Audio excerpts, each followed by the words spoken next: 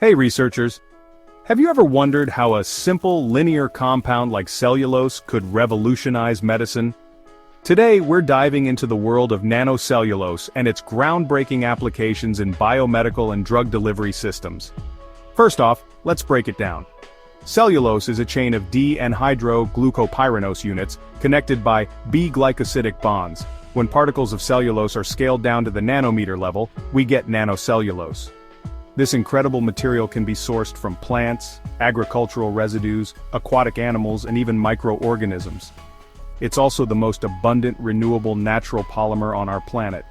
Now, why is nanocellulose such a hot topic in nanomedicine? For starters, it's highly biocompatible and versatile.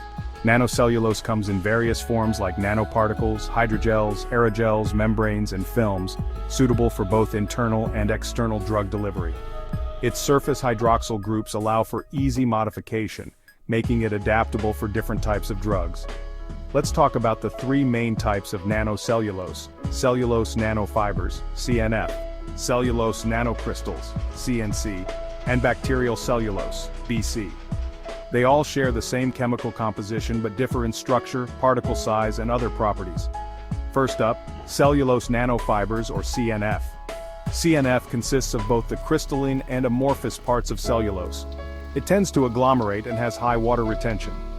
You can make CNF through mechanical disintegration or by combining it with enzymatic or chemical pre-treatment. The most common method? Homogenization.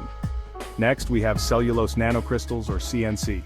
CNCs are created by removing the amorphous parts of cellulose, preserving the crystalline structure.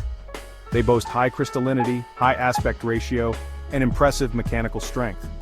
Plus, CNCs can form stable water colloidal dispersions, making them a star candidate for drug delivery.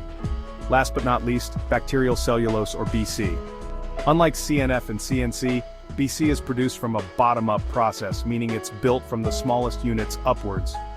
This results in a highly pure form of cellulose, free of hemicelluloses and lignin.